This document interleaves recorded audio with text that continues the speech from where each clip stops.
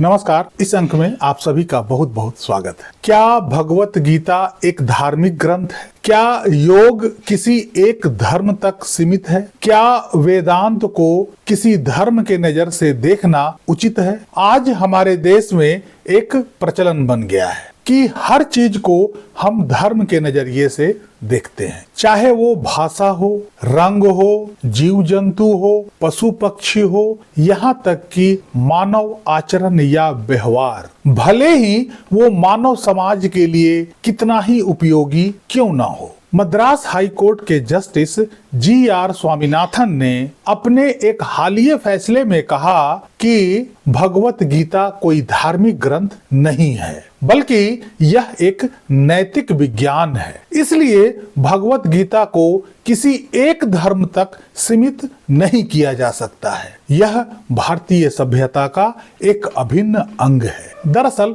Madras high court में एक मामला चल रहा था जिसका टाइटल था अर्सा विद्या परंपरा ट्रस्ट बनाम भारत सरकार एवं अन्य। 2017 में स्थापित अर्सा विद्या परंपरा ट्रस्ट वेदांत, संस्कृत और योग की शिक्षा देता है, साथ ही प्राचीन पांडुलिपियों के संरक्षण का भी कार्य करता है। इसी ट्रस्ट ने 2021 में FCRA के पंजीकरण के लिए भारत सरकार के मंत्रालय में आवेदन किया, लेकिन यह अनुरोध कई वर्षों तक यूं ही लंबित रहा। 2024 और 2025 में गृह मंत्रालय ने इस पर स्पष्टीकरण मांगा और आखिरकार सितंबर 2025 में इसके आवेदन को ठुकरा दिया, खारिज कर दिया और FCRA में रजिस्ट्रेशन करने से मना कर दिया। मंत्रालय द्वारा आवेदन खारिज करने का प्रमुख कारण बताया गया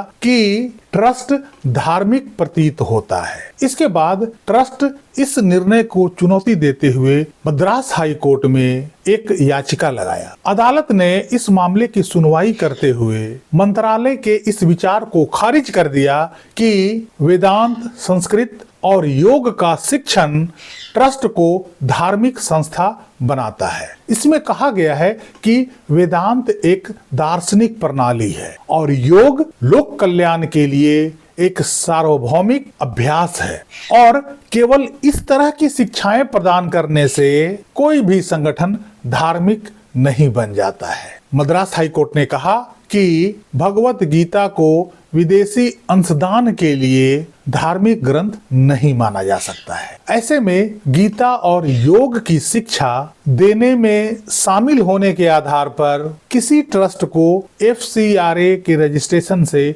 वंचित नहीं किया जा सकता है। कोर्ट ने अर्सा विद्या परंपरा ट्रस्ट को FCRA पंजीकरण देने से इनकार करने के गृह मंत्रालय के निर्णय को अपर्याप्त तर्क और प्रक्रियात्मक खामियों पर आधारित पाते हुए रद्द कर दिया और गृह मंत्रालय को वेदांत शिक्षाओं पर केंद्रित धर्मार्थ ट्रस्ट द्वारा प्रस्तुत आवेदन पर पुनर्विचार करने का निर्देश दिया। यह थी छोटी सी जानकारी। इस अंक में यहीं तक। कैसी लगी जानकारी कमेंट करके जरूर बताइएगा। वीडियो को लाइक कीजिएगा, चैनल को सब्सक्राइब कीजिएगा। मिलते हैं अगले अंक में, तब तक के लिए जय हिंद, वंदे मातरम।